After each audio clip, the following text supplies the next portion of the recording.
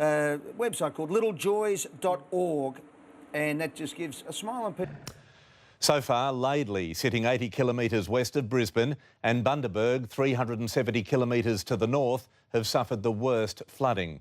But Ipswich and the capital of the Sunshine State have also suffered. The Brisbane River is expected to peak again at the 2-metre mark at 11 o'clock tonight.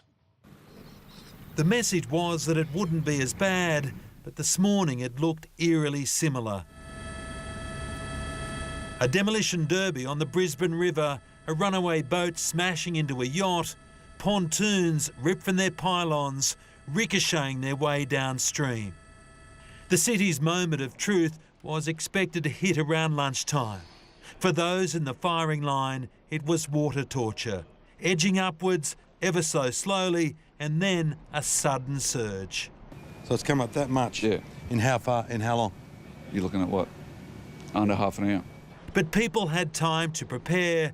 The sandbags were the front line of defence, while water pumps provided the backup.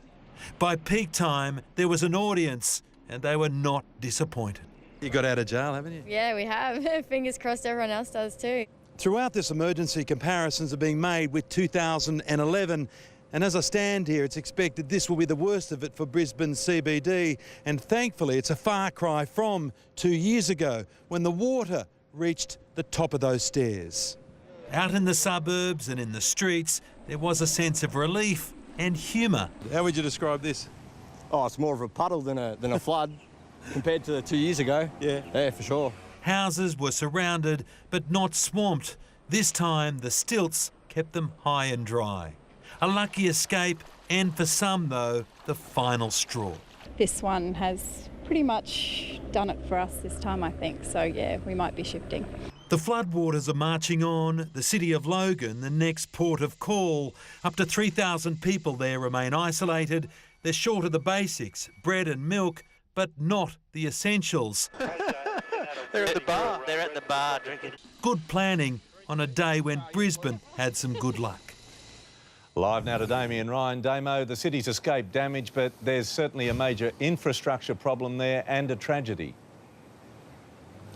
Yeah, no doubt about that. Premier Campbell Newman has just told Brisbane that its water filtration system has had to be shut down as the water is 4 times muddier than during 2011 floods. Now, it's going to take a couple of days to flush out that problem and fix the problem, so people are asked to conserve their water use. And there's another problem on the roads, Pete. The inland route from Brisbane to Sydney, a busy route, a rock fall at Cunningham's Gap is blocking the highway, so that will be out of action for another day or so. And as you mentioned about tragedy, of course, the worst news today, a 3-year-old boy who was with his mother when they were hit by a tree the other day has died, bringing the Queensland flood toll to 4 people, Pete. Awful. Damien, thank you. The clouds rolled in and the rain poured down right across Sydney last night. There were record falls in many suburbs, and even when the downpour stopped, the wild weather continued.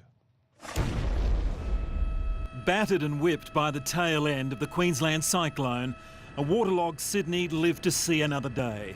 The pounding sea hammered commuters on the Manly Run and delivered big wave surfing at one of our smallest beaches. A healthy swell hit Tamarama. The best way out, hitching a ride with a jet ski. It's beautiful. And they're very talented, experienced board riders out there. Last night, Sydney was pelted with rain. Some suburbs getting their biggest falls in 15 years. They sandbagged on Anzac Parade, Kensington, as drains quickly blocked. And trees, weakened by days of rain, came crashing down on parked cars in Artarmon. The SES responded to 500 calls for help. Crash, yeah. Looked out the window and the tree had come down. At Glenfield, this driver had a dilemma: to cross this flooded road or wait. It's almost worth crossing, but I'll probably get in trouble if there's coppers on the other side. He weighed his options and made his decision. He risked being stuck, even swept away, but his luck held and he got through. The barriers went up on the Wakehurst Parkway, strangling traffic on the northern beaches. The storm's impact on Sydney's roads could have been so much worse had it continued into tomorrow. That's when just over 1 million of the state's school kids returned to the classroom. It was still a slow crawl to work, But given the drenching and evacuations up north, Sydney had escaped relatively unscathed. Mark Burrows, 9 News. The heavy rain broke records right across Sydney. Amber Sherlock joins me now with the details. Amber, which suburbs were worst hit? Pete, it was our North Shore that copped the biggest drenching. Castle Cove and Frenchs Forest both recorded 161 millimetres of rain. That's the highest for the city. But it was the rainfall in our west that was most unusual. Holsworthy, Campbelltown and Camden copped their biggest falls in 5 years. Prospect Dam broke a 12-year record with 101 millimetres, as did Canterbury and Bankstown. And Richmond had its heaviest fall in 16 years with 112 millimetres. The strong winds also caused chaos right across the city. They reached 70 kilometres an hour on the harbour, 50 kilometres further inland and 30 k's in our far west. The big wet has left us now with very, very humid conditions.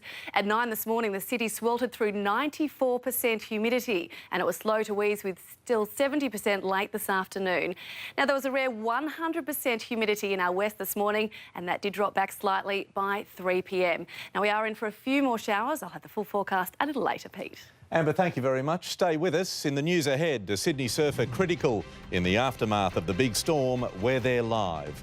Plus, former Hey Dad star Robert Hughes faces a Sydney court and forced to apologise, the PM's partner, and a bad taste gaffe.